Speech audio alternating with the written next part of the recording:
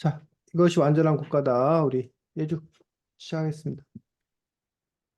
어, 일단 첫 번째로, 이 첫 번째 장에 플라톤이 생각한 그 이상적인 국가에 대해서 나오는데, 어, 플라톤은 그 보이기에 훌륭한 능력치를 가지고 있는 사람들끼리 짝짓기를 해서 그 계속 그런 자식을 만들어 나가야 한다.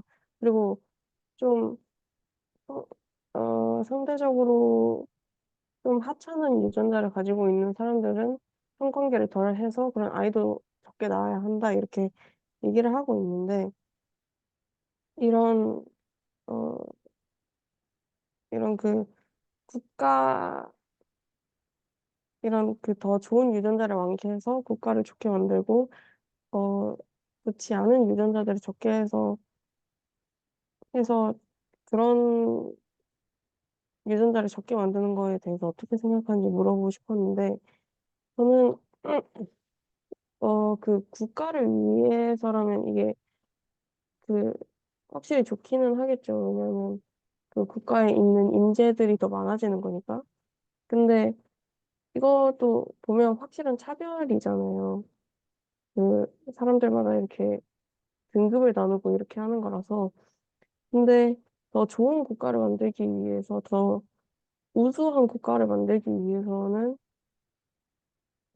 좋은 방법인데, 그래서 이 뭐 비인간적이냐 아니면 더 좋은, 그러니까 국가를 위해서 해야 되냐 아니면 개개인을 위해서 해야 되나, 이런 것들 중에서 저는 조금 좀 갈, 네, 갈등이 좀 됐었습니다. 선생님은 어떻게 생각하세요?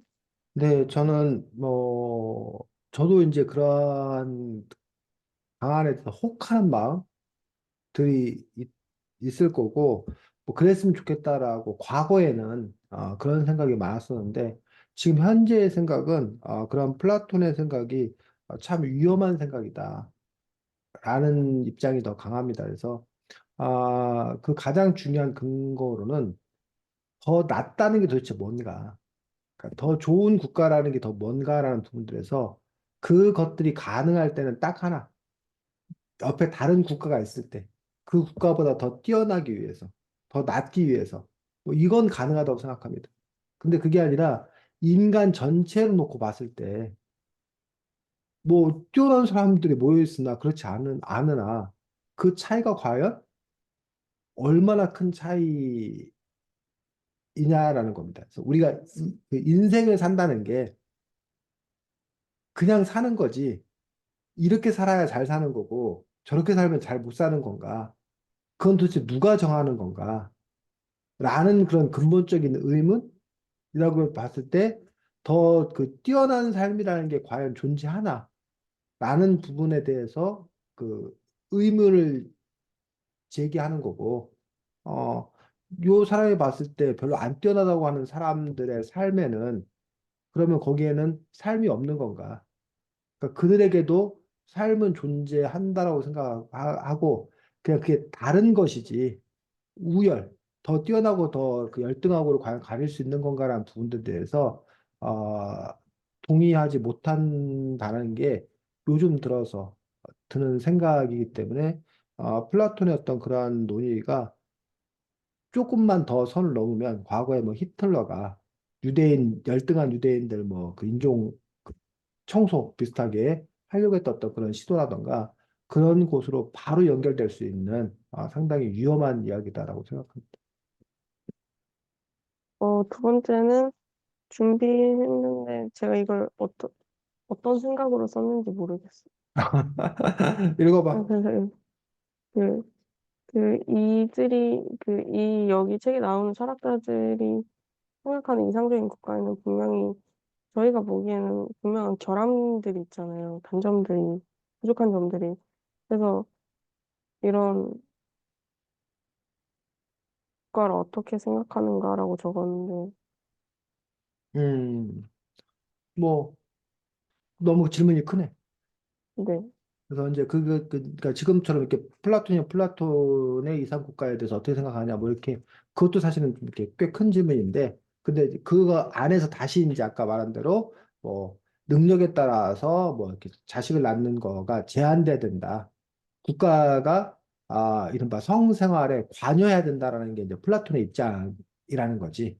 그래서 플라톤의 입장이라는 건데 그 부분 그런 관점을 우리가 어떻게 볼 것이냐라는 부분들 같은 경우는 사실 우리가 논의할 수 있는 그 부분들에 대해서 지금 예주가 말한 것들은 상당히 범위가 큰 그런 질문 아닌가 싶습니다. 그래서 어, 그러면 선생님하고 책을 같이 좀 우리가 살펴볼 수도 하겠습니다. 9쪽 보겠습니다. 9쪽.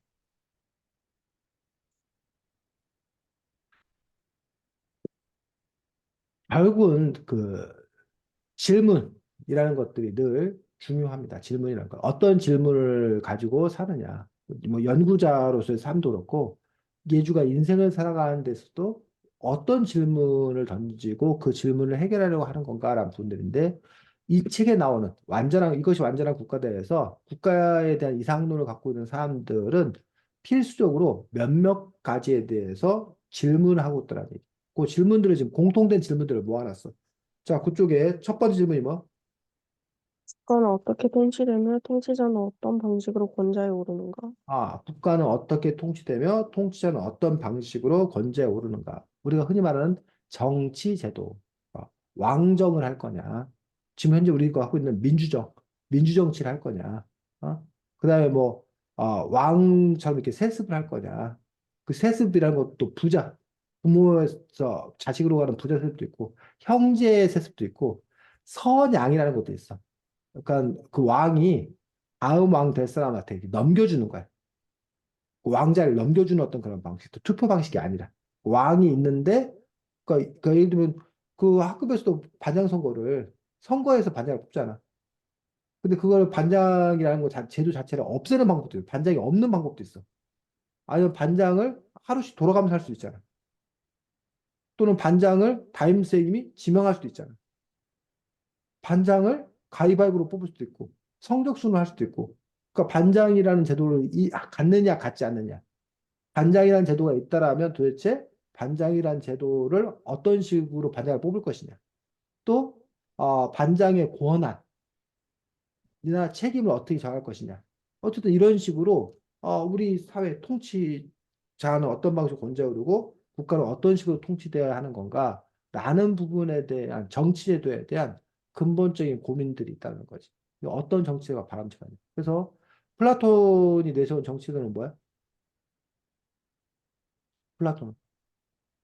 음, 플라톤, 음,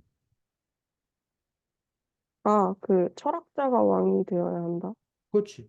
훈련받은, 교육받은 그러한 철학자, 철인이 통치하는 그런 세상.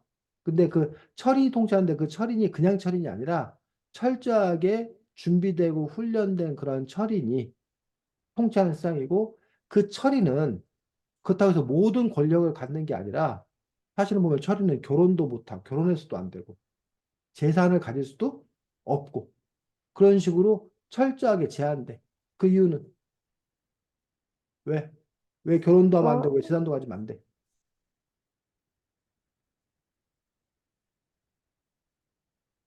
음, 음,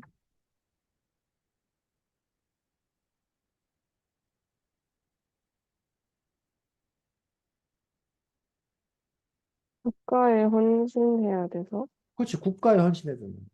가족이 있으면 어? 가족도 챙기다는 얘기야. 그래서 국가 전체 이익을 생각해야 되니까 아예 가족이 없어야 국가 전체 이익을 챙긴다는 거야. 그래서 가족을 아예 갖지 않아야 된다는 거야. 또 사유재산 자기 게 있으면 아무래도 자기 걸 챙기려고 자기 몫을 챙겨야 될 거 아니야. 그러니까 아예 자기 재산을 못 갖게 하는 거야. 그렇게 함으로써 국가에 오히려 그 사람이 헌신할 수 있다라고 생각을 하는 거지. 그게 이제 뭐야 플라톤이 갖고 있는 이 통치자는 어떤 방식으로 권좌에 오르고 또 국가가 어떻게 통치되는 건가 그런 부분에 대한 기본적인 고민이라는 거죠. 그런 점에서 이제 예주가 보기에 어떠한 시스템이 좋은가, 어떠한 그 정치제도가 좋은 제도인 건가, 오늘날 우리는 어떤 정치대로 가야 되나 그런 부분들을 생각해 봐야지. 자, 그 다음에 두 번째 질문은, 재산은 어떻게 분배하고 누가 무엇을 가지는가? 오늘날도 이게 사실은 가장 큰 핵심 중에 하나지. 재산은 어떻게 분배하고 누가 무엇을 가지는가. 그 예주가 읽어본 그 챕터까지 주로 이 사상가들이 주로 주장하는 게 뭐야? 재산은 어떻게 분배하고 누가 무엇을 가지는가에 대해서. 사유재산이 음. 없어야 한다. 음. 그래서 기본적으로 이른바 사유재산에 관련해서 사유재산, 오늘날 우리가 사는 체제는 가장 근간을 이루는 게 사유재산이에요. 우리 그 현재 우리 대한민국 사회에 가장 기본적인 뿌리 중에 하나가 바로 사유재산을 인정하는 거예요. 반면에 우리가 공산주의 특징 중에서 이제 사유재산을 부정하는 거예요. 그게 이제 가장 극명하게 차이 나는 그 지점들이거든. 우리는 사유재산을 갖는 걸 너무나 당연하게 생각하는 어떤 그런 그 생각 속에 살고 있다는 거예요. 근데 이 책에 나오는 여러 사상가들은 사유재산에 대해서 아주 부정적으로 생각해.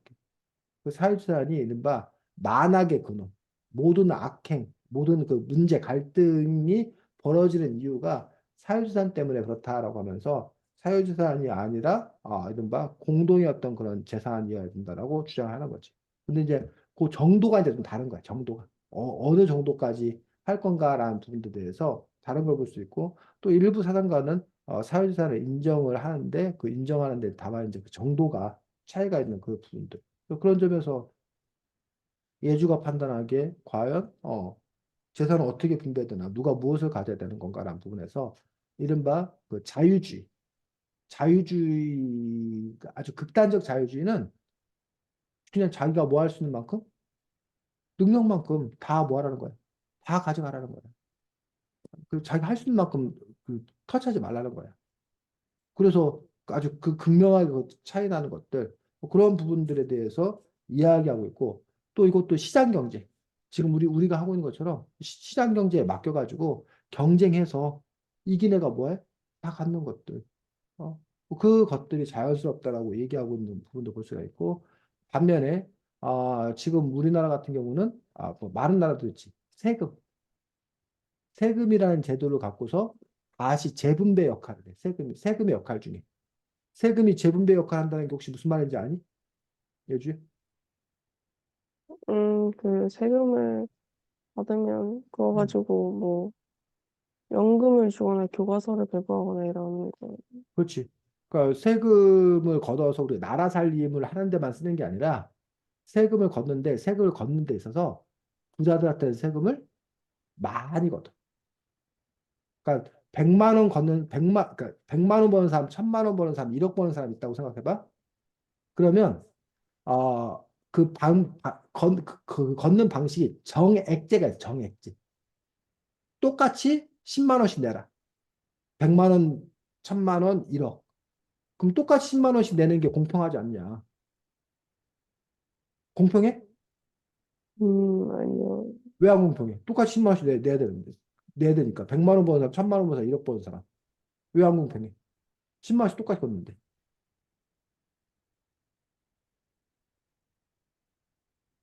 같은 음, 금액 공평하다고 주장하는 사람들 정액제. 근데 이게 안 공평하다고 주장하는 사람들 왜 안 공평하다고 주장하는 거야?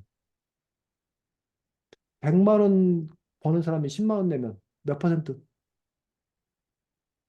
그것은 10%를 내는 거야. 10%. 10분의 1을 내는 거야. 1000만 원 버는 사람이 10%, 10만 원 내면 100분의 100분의 1% 내는 거야. 1억 버는 사람이 10만 원 내면 0.1% 내는 거야. 그럼 100만 원 버는 사람한테 10만 원은 부담이야, 부담. 1억 버는 사람한테 0.1%는 부담스럽지 않은 거라는 얘기. 그러니 정액제가 아니라 그다음에 뭐야? 정률제. 음, 정률제는 퍼센티지가 똑같이 걷자는 거예요. 그럼 아까 10만 원, 10만 원, 10만 원이면 30만 원만 걷으면 되잖아. 음, 어? 그러면 아까 뭐야? 1억 1,100만 원이거든. 총 저기가 1억 버는 사람, 1,000만 원 버는 사람, 100만 원 사람 있으면 그럼 1억 1,100만 원에서 30만 원을 거두려면 뭐 한 0.3%? 0.2%나 뭐 0.3% 0.3%라고 생각해. 0.3%만 거두면 돼. 그러면 100만 원 버는 사람은 3천 원 내고 뭐 1,000만 원 버는 사람은 3만 원 내고 어? 1억 버는 사람은 뭐 30만 원 내고 이런 식으로 걷자는 거예요. 그러니까 다 0. 그러니까 뭐 0. 몇 프로씩. 그렇게 되는 게 그래야 부담이 똑같다. 이런 식으로 해요. 정률제. 아까는 정액제, 정률제. 근데 요즘 우리나라는 정액제, 정률제가 아니라 누진제야, 누진세, 누진세율. 100만 원 음, 버는 사람은 0.1%만 돼. 아니 100만 원 버는 사람은 너무 못 버니까 아예 안 내. 심지어는. 1000만 원 버는 사람은 뭐 0.1%만 내. 그럼 아까 그 뭐 얼마야? 그 만 원을 내, 만 원을. 어? 그런데 1억 버는 사람한테는 뭐 5%를 내라고 해. 그러면 50만 원을 내. 500만 원을 내. 뭐 이런 식으로. 그래서 그 돈을 더 많이 벌수록 그 뭐야? 누진. 쌓이는 거야. 누적되는 거야. 누진세율. 그러면 누가 불공평하다고 그래? 돈 많은 사람들 돈 많이 버는 사람이 불공평하다고 그러는데 내는 걸로 보면 불공평해. 하지만 그래도 그거 내고 나도 남는 금액이 뭐라는 거야? 많다. 엄청나게 많은 거지. 100만 원 사람은 아무것도 안 내도 그냥 100만 원이야. 또 1억 내는 사람은 심지어는 50% 내도 얼마가 남는 거야? 5천만 원이 남는 5천만 원. 그 50% 내도 5천만 원 남는 건 아닐게요. 1000만 원 내는 사람이 뭐 그 사람 30% 낸다. 그럼 300만 원 내는 거야. 그럼 700만 원 남는 거야. 그렇게 해서 그 누진 세율을 한다. 그러고 난 다음에 그 1000만 원, 1억 버는 사람한테 50%에서 5천만 원 거둔 돈을 어떻게 한다는 거야? 다시 100만 원 버는 사람, 1000만 원 버는 사람한테 조금씩 뭐 한다는 거야? 나눠준다는 거야. 옮겨다 준다는 거야. 그러면 소득 격차가 뭐야? 아까 1억과 100만 원이 이렇게 차이가 났었는데 여기 있는 걸 떼다가 여기다 갖다 주면 그 격차가 좀 뭐해? 줄어들겠지. 그래서 그 세금 제도를 통해서 이렇게 소득 격차를 뭐하는? 줄이는 재분배, 분배를 다시 하는 그런 기능이 세금을 통한 어떤 그런 기능이 있다라는 얘기지. 그래서 뭐 야구 선수 같은 경우 능력이 뛰어나면 몇백억씩 벌잖아. 그러니까 능력 따라서 일단 뭐 하고 벌고 그다음 연수생 같은 경우는 연봉이 몇천만 원밖에 안 돼. 그런데 뭐 일단 이렇게 벌게 하고 그리고 나서 그다음에 뭐 하자는 거야? 이걸 세금으로 환수해서 다시 그걸 뭐 하자는 거야? 좀 이렇게 뭐야 격차를 줄이자는 거야. 이런 아이디어를 내는 사람들도 있다는 거야. 반면에 최고임금제라는 게 있어. 최고임금제 들어봤어? 일본, 최저임금제는 들어봤지? 네. 최저임금제는 뭐야? 그, 돈, 적어도 이만큼은 받아야 된다. 그렇지. 그 한 정도. 시간이랑 지금은 약 만 원. 만 원 주면 안 되는데 올해 이제 만 원 넘어갈지 모르겠는데 약 만 원. 그러니까 한 시간이라 으면 최소한 만 원은 줘야 된다. 라는 게 이제 이른바 최저임금제라는 게 있어. 근데 지금 우리나라는 최저임금을 실시를 해. 그래서 한 시간이란 만 원 정도 돼. 대신 상한선 없어. 한 시간이라고도 한 시간에 뭐 손흥민 축구 경기 한 시간 뛰면 뭐 몇 억씩 벌어. 한 시간 뛰는 게 남 1년 몇 년을 일해야 버는 돈을 걔는 한 시간만 뛰면 번단 말이야. 뭐 그렇게 벌 수 있으니까. 근데 이제 최고임금제는 뭐냐면 말 그대로 최고임금을 정하는 거야. 그 회사 안에서 제일 돈을 많이 버는 사람이 제일 돈을 적게 버는 사람의 예를 들면 뭐 8배다. 10배다. 이런 식으로 정하는 거예요. 그럼 이 사람이 음, 자기 연봉을 10억 받고 싶어. 그러면 그 직장에 다니는 사람들 중에 제일 낮은 연봉 받는 사람이 얼마야 된다는 거야? 10배로 제한하면 1억은 받아야 돼. 이런, 그래야 자기가 10억을 벌 수 있는 거야. 그럼 만약에 그 밑에 있는 사람이 5천만 원이다. 최고 조금 받는 사람이. 그럼 이 사람은 5억까지밖에 못 버는 거야. 이런 식으로 아예 애당초 그 분배할 때 자체에 그러한 그 저기를 주는 거야. 범위를 정하는 거야.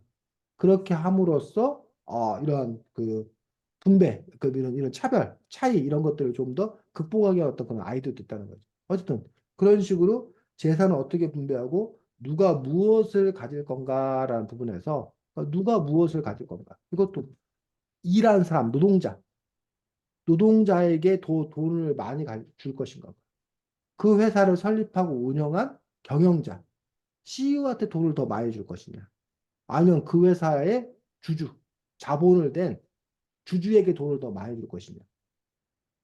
그 점에서 이걸 누구에게 돈을 더 많이 줄 것이냐라는 부분. 물론 뭐 사안에 따라 다르겠지만 예주는 누가 돈을 제일 많이 가져야 된다고 생각이 들어. 그 회사들이 음, 그 회사를 경영하는 경영자, 그 회사에 돈을 댄 자본가, 주주, 세 주체 중에서.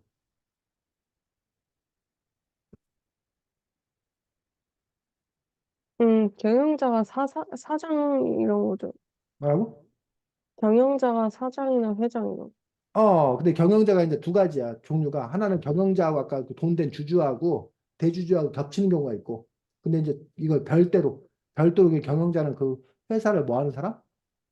음, 운영하는 CEO, 임명된 CEO라고 볼 수 있지. 근데 어쨌든 그 경영자가 자기가 어떻게 판단을 내리느냐에 따라서 그 회사가 뭐 성과를 더 낼 수도 있고 덜 낼 수도 있다. 그래서 그 경영자의 판단 능력이 아주 중요하기 때문에 경영자들의 연봉이 되게 센 데가 많거든. 몇십억씩 막 받고 성과급으로 막 받고 이런 데가 있거든. 그건 경영자의 능력이 아주 뭐해? 중요하다고 판단하는 거야. 반면에 아니 그 경영자의 능력이 좋은데 결국 그 회사 사원들이 뭐 한 거 아니냐. 열심히 음, 일해가지고 번 거 아니냐. 그러니 그 회사 사원들에게 이익이 있으면 그 이익을 회사 사원들에게 나눠줘야지. 뭐 경영자가 뭐 얼마나 대단한 결정을 했다고 그 사람이 뭐 수십억씩 가져가냐. 어? 그래서 그에 비해서 성과가 나면 그 회사에 뭐 한 사람? 투자한 주주가 그 회사의 주인이니까 성과가 나면 그 성과는 다 누구에게 돌려줘야 된다? 주주들한테 줘야 된다. 주식을 투자한 주주들한테 줘야 된다. 아니 그 회사 회장이나 사장이나 그 직원들은 월급 받지 않냐. 그 월급 받아서 그거 하기로 약속을 하고 일한 건데 뭘 돈을 더 주냐. 그 투자한 그 주주에게 돈을 줘야지. 라는 식으로 그 의견이 뭐 한다는 거야? 갈린다라는 거지. 음, 그런 점에서 과연 누가 무엇을 가질 거냐라고 얘기한 어떤 그런 부분들. 이게 사실은 뭐 쉽지 않은 어떤 그런 부분들인 거지. 근데 이런 것에서 어떻게 배분을 해야 되는 건가?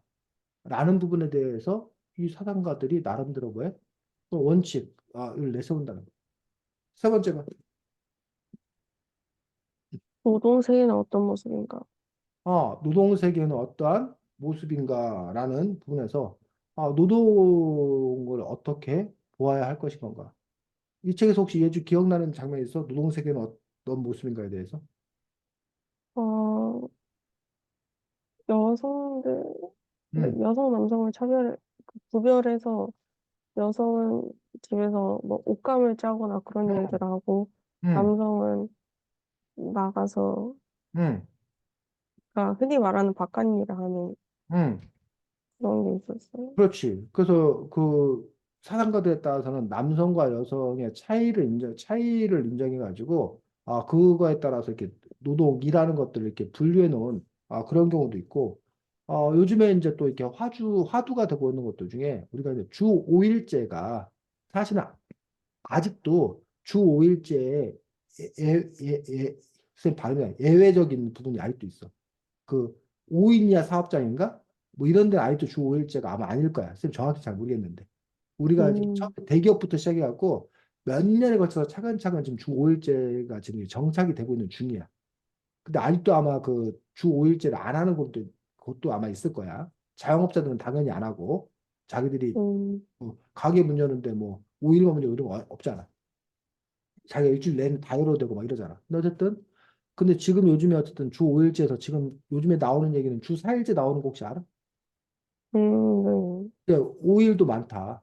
4일만 일하자. 주 4일제. 근데 이제 주 4일제로 너무 가기에는 너무 뭐야 힘드니 주 4.5일제 얘기다. 요즘에.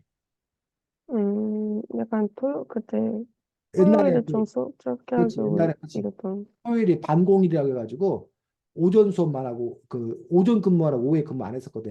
옛날에는 그러니까 주 5.5일제 했던 거지. 그러다가 이제 주 5일제로 바뀐 것처럼 4.5일로 바꾸자라는 생각이 있고 아니면 주 4일 요즘에 어떤 회사 같은 경우는 주 4일제를 실시하는 나라들도 있어. 그런 점에서 음, 이제 주 4일제를 실시하자라고 하는 어떤 그런 부분들. 또 이 책에 보면 누군가는 도시에서 일하다가 몇 년 동안 의무적으로 농촌에 가서 일을 해야 된다. 아니면 하루에 그냥 일을 4시간씩만 하자. 뭐 짧게 일을 하자. 뭐 이런 식으로 노동의 세계는 어떤 모습이어야 되는 건가 해서 뭐 직업 선택을 어떻게 할 건가? 로테이션, 순환 근무로 하게 할 것인 건가? 아니면 지금 우리는 직업 선택 어떻게 하고 있어? 직업 선택이요. 음. 어, 성적에 따라서 하고 싶은 거. 성적에 따라서. 어? 자기가 하고 싶다고 하는 게 아니라 경쟁 체제잖아, 경쟁 체제. 근데 반면에 그 북한 같은 경우에 공산주의 같은 경우에 뭐 정확한 거 아니지만 거기는 국가가 뭐 한다는 거야? 나눠준다. 음, 나눠준다. 음, 물론 이제 그 개인의 어떤 그 적성이나 이런 걸 따져서 하긴 하지만 국가가 이렇게 넌 이런 일을 하는 게 좋다. 넌 이런 일을 하는 게 좋다 해서 배분해 주는 어떤 그런 경우 있지. 그래서 혹시 기억 전달자라는 책 읽었어요, 주? 네. 기억 전달자 같은 경우는 자기들이 희망하는데 그 나라에서 뭐 하는 거야? 너 이거 해라. 너 이거 해라고 이제 적정하게 정해주는 것들. 그것들도 어떻게 보면 기억 전달자 그 책도 사실은 이상사회야.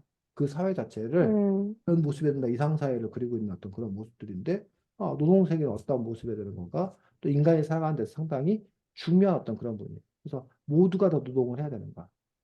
어?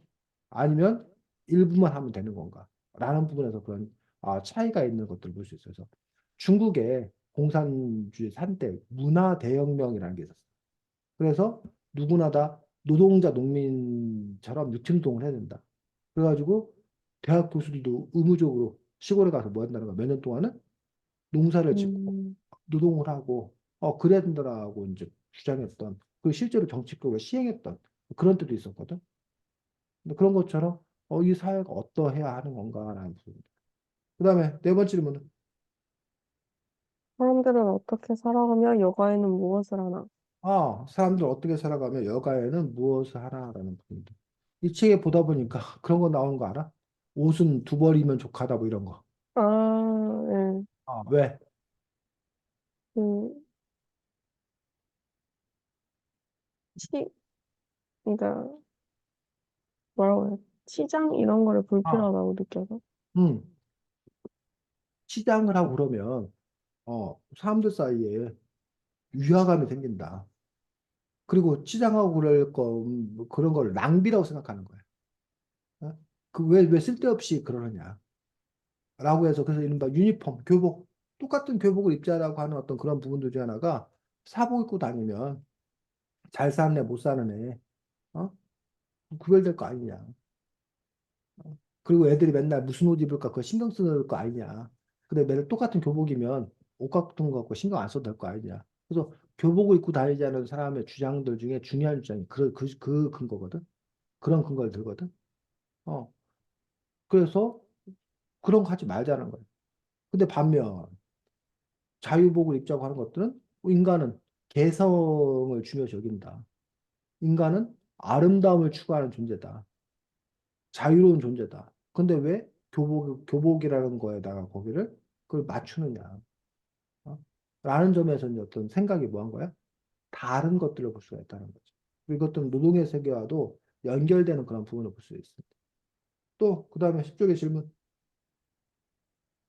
아이들은 어떻게 양육되고 교육받나? 아이들은 어떻게 양육되고 교육받나? 지금 현재 우리나라는 어떤 식으로, 어떻게 양육돼? 어, 부모한테, 아?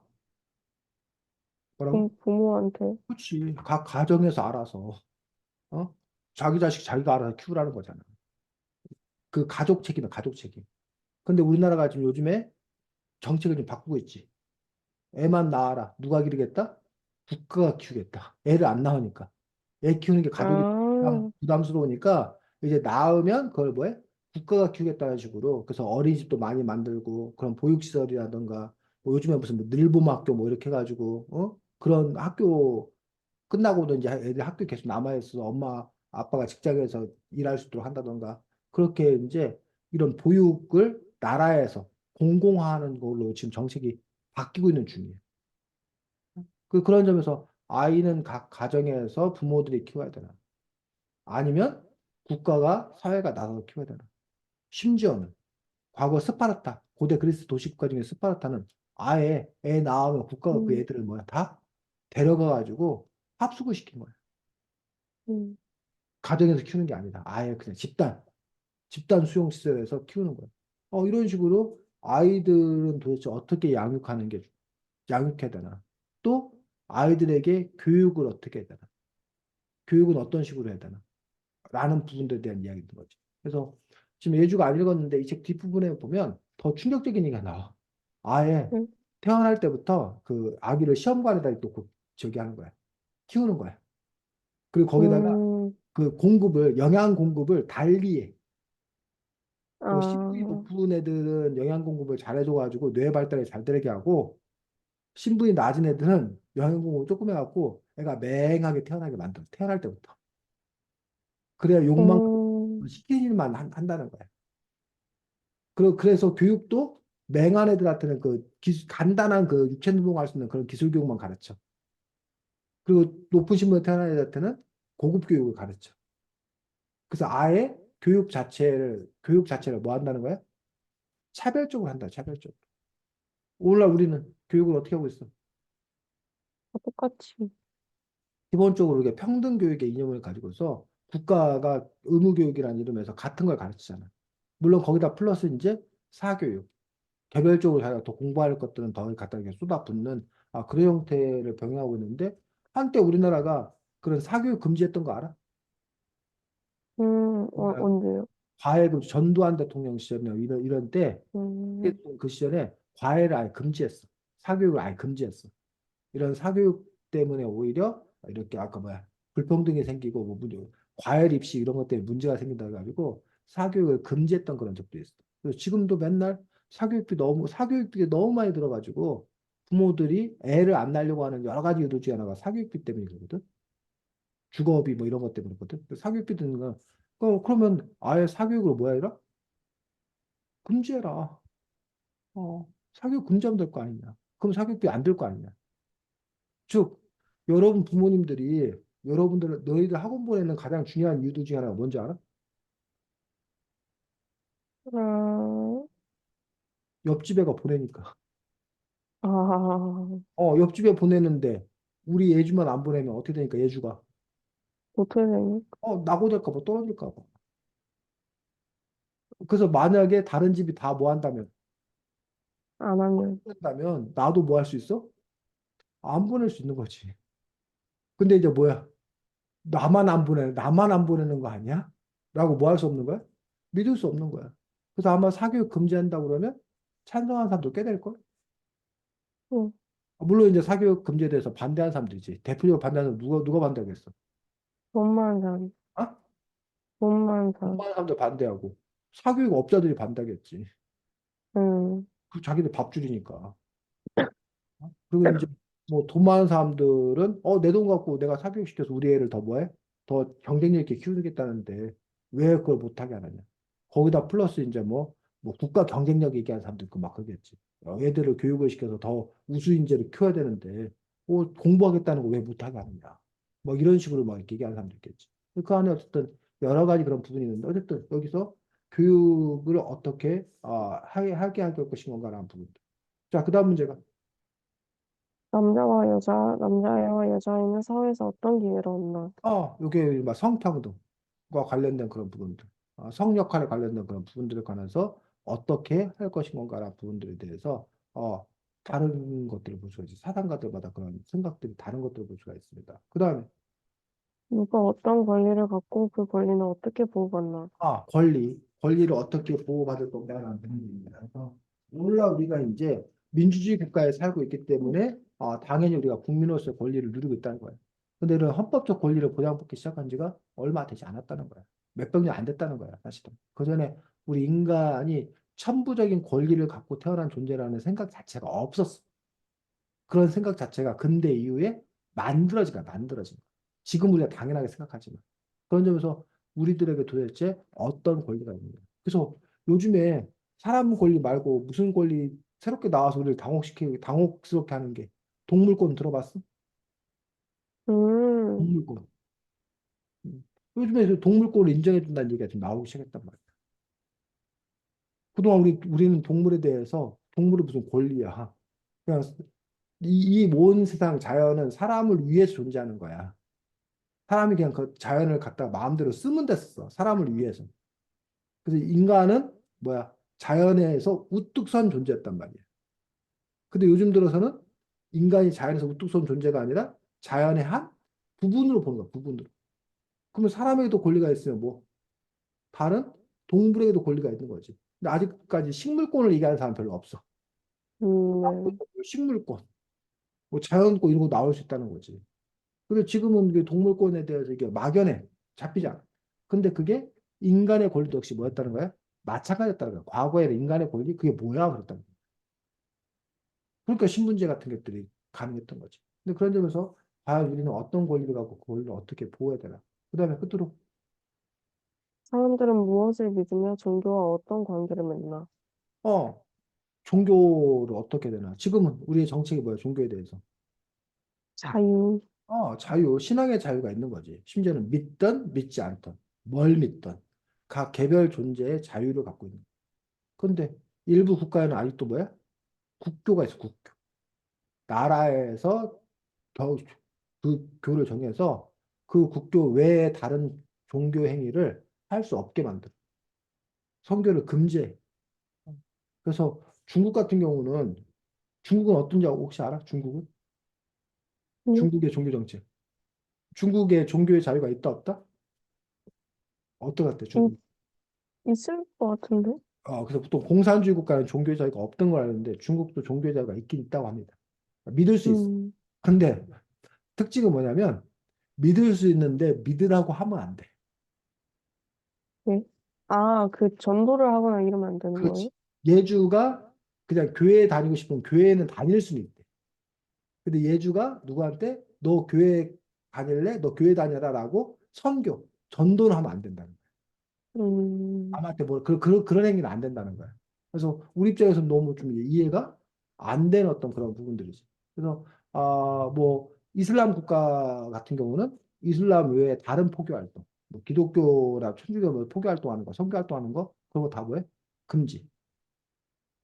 이슬람 국교이기 때문에 뭐 이런 식으로 이제 어쨌든 그 각 나라에서 종교 정책을 어떻게 할 건가 이런 게 그 사회를 이루는 상당히 중요한 문제라는 거지. 이러한 중요한 문제들에 대해서 어떠한 답을 내놓을 건가라는 부분들. 그래서 여기에는 여러 사상가들, 뭐 작가들도 있고, 그런데 그 사람들 나름대로 아까 앞에서 말했던 그런 질문에 대해서 자기 나름의 답 또는 자기 나름의 아이디어를 이렇게 내놓고 있는 것들을 볼 수가 있습니다. 그래서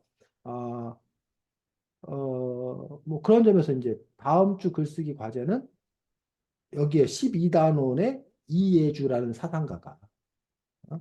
이예주라는 사람이 그리는 이것이 완전한 국가다. 그러니까 예주가 생각하는 완전한 국가는 어떤 국가냐라는 얘기지. 그래서 그 점에서 조금 아까 했던 그 질문들 있지. 그 질문에 대한 답을 예주가 내놓으면 돼. 근데 여기 보면 그 아까 했던 질문들에 대한 답이 이 사상가들마다 다 있어? 한 사람 어, 사람이 아까 그 나왔던 질문에 대한 답이 다 있어? 각 사상가들마다? 근데 뭐 공통된 질문이라고 하지 않았어요? 그런데 공통된 질문이지만 이 질문에 대한 답이 여기 사람들마다 다 있진 않아. 그 음, 중에 몇 가지씩 돼, 몇 가지씩. 그러니까 더 주안점을 둬서 설명하는 것도 있고 어떤 건 빠진 부분도 있어. 결국 그 얘기는 예주가 여기 있는 질문에 대한 답을 다 하면 제일 좋아. 근데 뭐 아이디어가 없는 것이 있을 수도 있잖아. 그럼 그 부분은 뭐 하는 거야? 빠지는 거야. 예주가 특별히 관심 있는 거에서 더 많이 기술하고. 첫 번째. 자, 두 번째. 예주의 독창적인 아이디어면 제일 좋아. 예주 너가 내가 세상을 마음대로 내가 디자인할 수 있다면 난 이런 세상을 디자인하고 싶어. 라고 해서 예주의 독창적인 아이디어면 제일 좋아. 그런데 세상에 새로운 건 없다라는 말이 있어. 들어봤어? 네.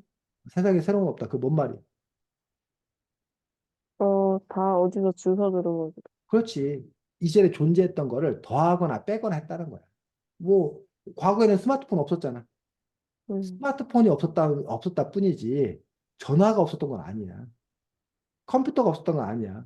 그럼 결국 스마트폰은 전화기, MP3, 뭐 텔레비전 이런 걸 다 모여놓은 거야, 그냥. 합쳐놓은 음, 거잖아, 사실은. 그 스마트폰이 생긴 거잖아.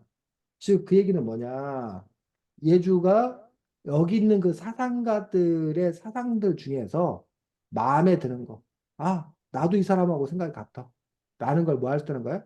뽑아서 다시 예주가 새로운 거를 모자이크 할 수 있다는 거야. 음, 그러니까 아예 여기에 없는 새로운 생각, 새로운 아이디어가 있으면 그 새로운 아이디어를 갖고 써도 돼. 근데 네가 아이디어가 없어. 그러면 여기 있는 것들 중에서 어? 노동에 관한 건 누구 얘기가 제일 마음에 들어? 그럼 그 얘기 뽑아오면 돼. 교육에 관한 건 누구 얘기가 난 제일 그럴듯해. 그럼 그거 뽑아오면 돼. 그래서 너가 너 나름의 하나 그 세트를 만들면 되더라고요. 즉 음식을 네가 새로 뭐 할 수 있어? 요리해서 새로운 음식을 내놓을 수 있어. 근데 또 하나의 방법은 맛집에 가가지고 여기 맛집에 가서 냉면 사오고 여기 맛집에 가서는 갈비 갖고 오고 저기 맛집에 가서는 김밥 갖고 오고 그래서 네가 그 한 상을 차릴 수 있다는 거야. 상차림을. 그래서 어떤 식으로 상차림하건 한 근사한 상을 하나를 차려야 돼. 완전한 국가라는. 근데 그 완전한 국가라는 상에서 너가 새로 요리를 해서 갖다가 올려도 좋고 아니면 너가 요리한 거 플러스 너가 못하겠는 거는 다른 맛집에서 뭐 하면 된다고? 가져다가 어, 상차림하면 된다고. 그래서 어쨌든 이번 기회에 예주가 완전한 국가라는 부분에 대해서 너 나름대로 한번 그것들을 그 디자인해보는 그런 연습들을 하는 것도 필요하고 뭐 사실은 예주가 모르겠습니다. 예주가 나중에 어떤 일을 할지 모르겠지만 어떤 이렇게 크게 국가라는 그런 비전 아니면 더 전 세계를 어떤 그런 비전을 갖고서 해보는 것도 좋고 아니면 당장은 예주가 뭐 이것이 완전한 학급이다 해가지고 음, 학급 운영이 어떻게 되는 건가 반장 선출은 어떻게 되고 학급에서는 도대체 무슨 일이 일어나고 학급에서 일어나는 제 그런 분야에 대해서 네가 관심을 갖고 이것이 완전한 학급이다 또는 뭐 더 범위를 줄여서 이것이 완전한 가정이다 가족제도. 가정은 어떻게 되어야 된다고 생각하는가? 가족제도는 어떻게 돼야 된다고 생각이 드는가 해서 이른바 사이즈를 줄여서 자기가 관심 있는 분야를 할 수도 있을 거라고 생각이 듭니다. 근데 어떤 뭐 완전한 학교다 완전한 학교다 되게 좋은데 그건 뭐 예주가 별도로 이렇게 알아서 해보고 우리는 뭘로 이것이 국가. 완전한 국가다라고 해서 국가 운영 그런 체제에 대해서 볼 수 있었으면 좋겠습니다. 그래서 여기 보면 이제 뭐 차려보겠습니다. 제일 처음에 누가 나와? 플라톤. 플라톤. 그래서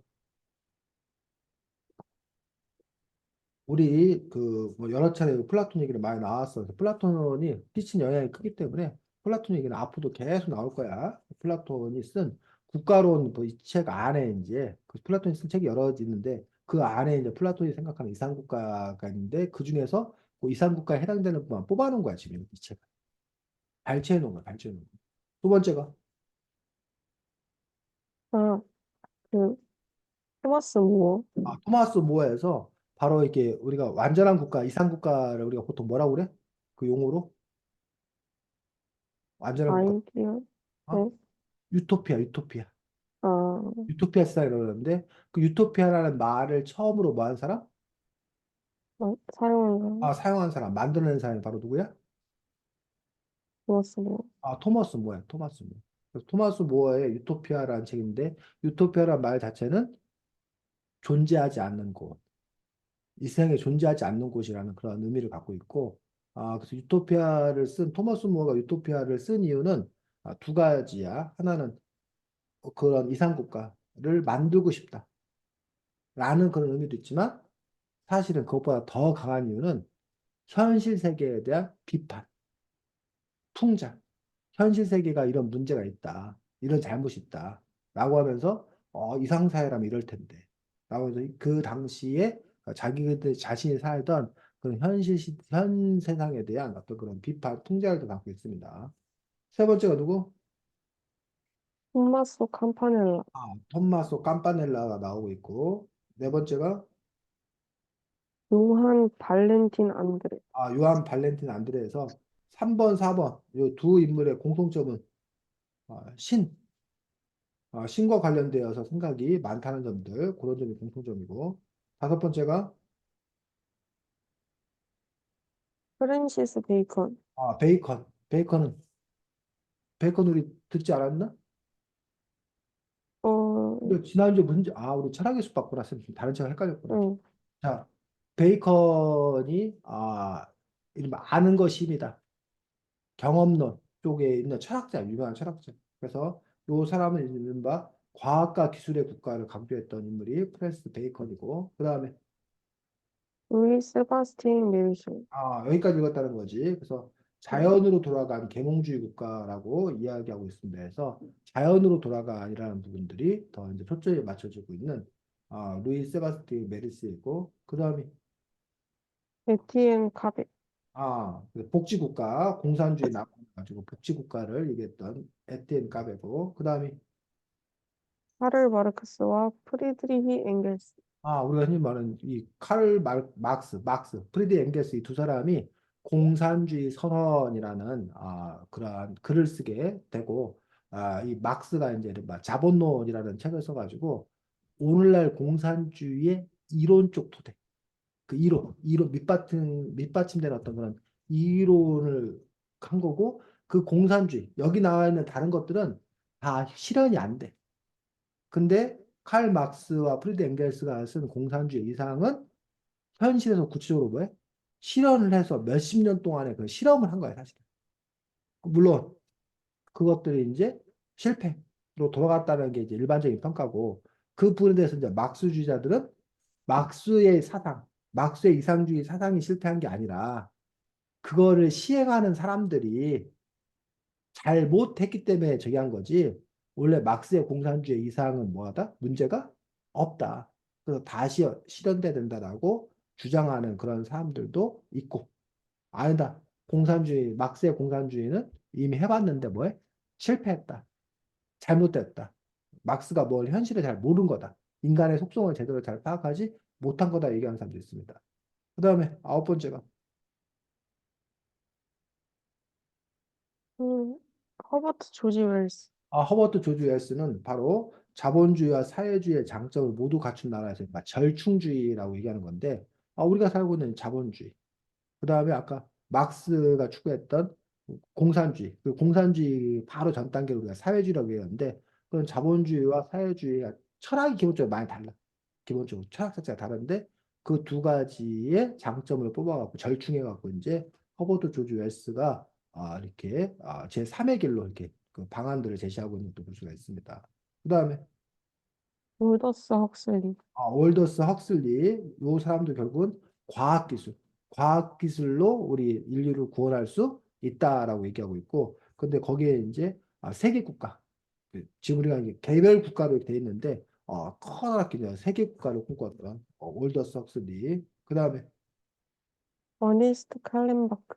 어니스트 칼렌바크 요게 이제 가장 최근에 어떤 그 생각인데, 이른바 에코토피아라고 얘기해서 요즘에 우리가 이제 기후 문제, 환경 문제 이런 문제가 심한 어떤 그런 상황 속에서 자연과 어떻게 함께 살아갈 수 있을 거냐라는 부분들에 대해서 그 이상을 내세운 게 이제 어니스트 칼렌바크 뭐 이런 식으로 이제 이 외에도 사실은 뭐 다양한 사상가들이 많이 있겠지. 근데 이 저자가 그 중에서 이렇게 11명의 사상가들을 뽑아가지고 그 사람들이 갖고 있는 사상을 소개하고 있는 것들을 볼 수가 있습니다. 자, 18쪽 보겠습니다.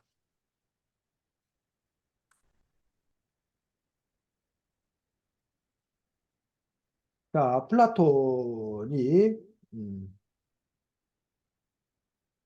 그래서 플라톤은 철학을 바탕으로 그 철학을 교육이나 이런 거 다 전부 정치를 다 접목을 시킨 거예요. 자, 플라톤의 교육의 첫 번째 목표, 셋째 줄. 교육의 첫 번째 목표는 욕망을 절제하게 하는 데 있고, 두 번째 목표는 용기를 함양시키는 데 있으며, 마지막 목표는 이성을 훈육하여 지혜를 발달시키는 데 있다. 이 세 가지가 조화를 이루면 이상적인 사람이라고 할 수 있다. 그렇지. 그래서 이제 요 세 가지. 교육은 도대체 우리가 왜 시키는 건가? 요즘에는 무슨 뭐, 뛰어난 인재. 세계인을 양성하기 위해서. 뭐 이런 식으로 우리나라도 교육을 하는데 교육의 이상 교육의 목표가 있어.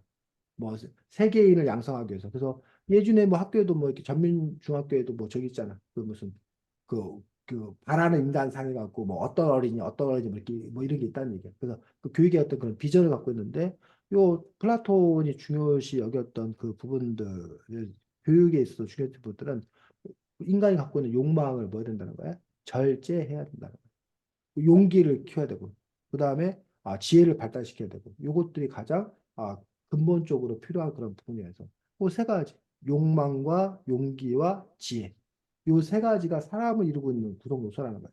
지혜는 어디? 머리. 머리. 배? 용기는 요 가슴. 그다음에 욕망은 배. 그래갖고 지혜를 갖고 있는 사람이 어디? 제일 높은 계급 있고 용기를 갖고 있는 사람들이 그 중간 군사 계급. 그리고 욕망 덩어리들이 이제 뭐야? 요 밑에 일하는 사람, 노동자 계급. 이런 식으로 이렇게 그 것들을 사람도 그렇고 사회도 그런 식으로 구조되어 있다라고 생각을 하는 거예요. 그래서 이렇게 그 신분이 나눠져 있고 그 신분에 따라서 그것들이 행해져야 된다라고 생각을 했던 것들이 바로 이게 누구야? 플라톤의 생각이에요. 그래서 플라톤은 아까 말했듯이 플라톤의 어떤 그런 철학이나 이런 것들과 다 이렇게 연결돼 있어요. 그래서 나중에 뭐 플라톤 철학을 더 잘 보면 그 부분들에 대해서 알 수가 있을 거라고 생각합니다. 그래서 이제 플라톤 같은 경우는 교육을 아주 중요시 여겨가지고 19쪽에 보면 그 처리되는 과정을 통해서 끊임없이 교육하고 선발하고 해서 마침내 이제 통치자 계급들을 뽑게 되는 그러한 부분들을 볼 수가 있습니다. 그래서 19쪽에 보면 자 여섯째 줄 인재들 중 거기도 읽어보겠습니다. 19쪽 밑에서 여섯째 어, 밑에서 있어. 밑에서 여섯째 줄. 응. 인재들 중 누구도 전적으로 필요한 것이 아닌 한 사유재산을 가져서는 안 된다. 월세와 빚장이 있어서 누구도 마음대로 출입할 수 있는 집을 가져서는 안 된다. 집 그리고 집가 뭐라는 거야? 집도 오픈. 누구나 자유롭게 음, 드나들 수 있어야 한다는 거야. 그 다음에 그리고 이런 물품은, 생필품은 사용한 만큼, 사용할 만큼만 허용, 계속 읽어요. 음, 이런 물품은 다른 시민들에게서 일정하게 받되 시민들의 연간 소요량을 초과하지 않을 정도로 써야 한다. 인재들은 풍족하게 누려서도 안 되고 모자람이 시달려서도 안 된다. 아 이렇게 그 권력자들이 봉사해야 되고 그런 일이기 때문에 이런 재산이나 이런 것에 대해서 뭐야 적어야 된다는 거야. 또 이 사람들은 오로지 명예만을 추구한다는 거야. 그래서 오늘날 우리가 그래서 이러한 플라톤의 영향을 받아가지고 그런 얘기를 해. 정치할 사람들은 정치인으로서 뭐만 누려라? 명예만 누려라. 그래서 이른바 요즘에 그 사업에 성공한 사람들, 기업의 회장이나 이런 사람들이 정치인이 되려고 하는 경우가 있어. 그러면 그 사람들이 재산도 갖고 정치 권력도 갖게 되는 거예요. 그거는 옳지 않다. 그리고 이 재산을 갖고 있는 사람이 정치 권력까지 갖게 되면 정치 권력으로 해서 자기 재산을 더 불릴 거 아니냐. 그래서 이 경제계에 있는 사람들이 정치 권력을 갖지 못하게 된다라고 주장을 해. 또 심지어는 뭐냐면 아 예주가 무슨 회사의 그 뭐야 주주야 대주주야. 근데 예주가 국회의원이 되려고 그래. 예주가 뭐 대통령이 되려고 그래. 그럼 예주가 갖고 있는 주식을 다 팔아야 돼. 왜냐하면 예주가 그 회사의 주인 상태 속에서 국회의원이나 대통령이 되면 자기 회사 유리한 쪽으로 뭐야 법안을 만든다거나 행정을 펼친다는 거야. 그래서 그 주식을 어쨌든 팔거나 아니면 잠깐 맡겨놔 신탁 어디다 맡겨놔야 돼. 자기가 그 음, 하는 기간 동안은 그걸 못하도록. 그러니까 그런 제도를 둔 이유가 바로 여기서 비롯된 걸 볼 수가 있고 아예 그걸 제한해야 된다라고 얘기하는데 뭐 우리가 지금 제한까지는 못하는 어떤 그런 상황들. 그런 점에서 반면에 이제 그걸 반대하는 사람들은 경제에 성공적으로 하는 사람, 우리가 경제가 중요한 시대인데, 그 사업가로 성공한 사람들, 회사 CEO로 성공한 사람들이 잘할 거 아니냐. 그러니까 경영 능력도 뛰어난 거 아니야. 그러니까 대한민국이라는 이 회사인데, 이거 대한민국도 회사다. 근데 이 대한민국을 잘 뭐해? 이끌어 나갈 수 있는 그런 능력이 있는 사람들이다. 근데 왜 그런 사람들을 못하게 하느냐? 경제를 잘하는 사람들을. 오히려 그 사람들의 이 일을 뭐 해야 된다? 해야 된다. 라고 주장을 하고 또 심지어는 뭐라고 얘기하냐면 가난하면 어? 자기가 뭘 가지려고 들 거 아니야. 그래서 뇌물 받는다는 거야. 근데 부자면 뭐라는 거야? 뇌물 받을 필요가 없다는 거야. 그러니까 오히려 부자들이 정치를 하는 게 맞다라고 주장하기도 해. 음, 그래서 이게 부자들이라서 자기들의 이익을 추구하니까는 부자들은 정치하면 안 된다는 말도 들어보면 맞잖아. 근데 오히려 부자들은 그러니까 재산 여유가 있으니까 뇌물 같은 거 받지 않고 잘할 거다라는 말도 들어보면 또 말이 되잖아. 어? 그런 점에서 이제 어떤 말이 더 옳은지 또 그런 그 정신들을 어떻게 또 이제 뭐야 제한해야 되는 건지 그런 부분에 대해서 검토가 필요한 것들을 볼 수가 있습니다. 그래서 어쨌든 플라톤이 생각했던 부분들 20쪽.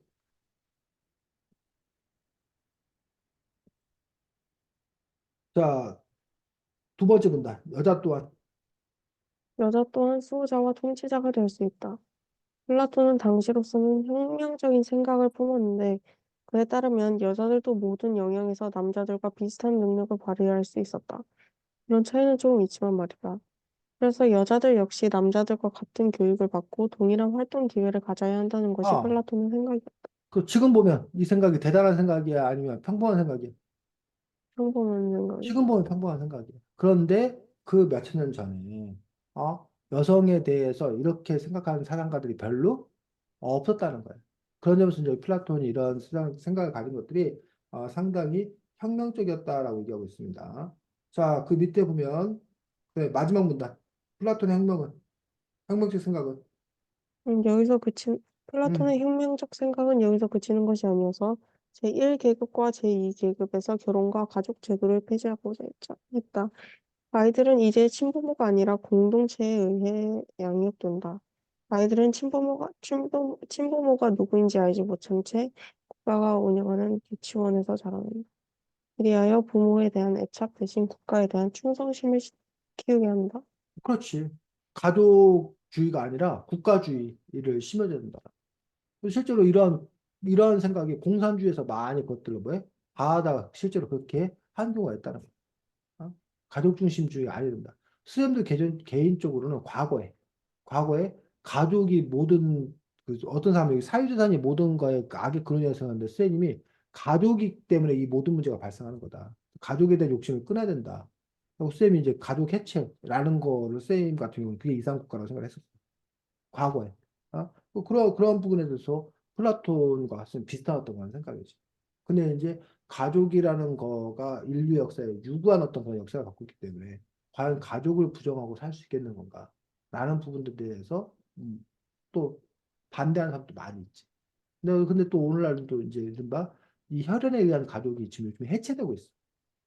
가족을 뭐로 정의할 거냐? 그냥 동반자. 함께 사는 사람이면 가족이지. 굳이 뭐일 필요 없다는 거야? 혈연일 필요 없다는 거야. 그런 논의가 요즘 들어서 나오고 있어. 그런 점에서 이제 이러한 가족이나 이런 것들은 또 어떻게 볼 것인가. 그리고 아까 말했듯이 양육은 또 어떻게 할 것인가. 누구의 책임을 볼 것인가. 이런 부분에 대한 고민이 있다는 거죠. 자, 그리고 나서 그 다음 거는 이제 아까 예주가 말했던 그런 부분들, 뭐 성관계 뭐 이런 부분들은 개인의 어떤 그런 그 사생활의 영역인데 이것도 누가 국가가 나서서 결정을 해줍니다. 근데 또 여기서 보면 이런 얘기 나와. 은밀하게. 그러니까 그 음, 사람들은 몰라. 근데 안에서 다 뭐라는 거야? 조종을 해서 그런 목적을 이뤄야 된다. 뭐 이런 것들을 이렇게 뭐야? 얘기하고 있는 것들을 볼 수가 있어요. 그래서 통치자들은 백성의 최고 복리를 위해서 많은 거짓말과 속임수를 부려하는 것 같다. 라는 식으로 얘기하고 있고, 요게 나중에 이제 이른바 수단과 목적 중에서 좋은 목적을 위해서라면 수단을 뭐해?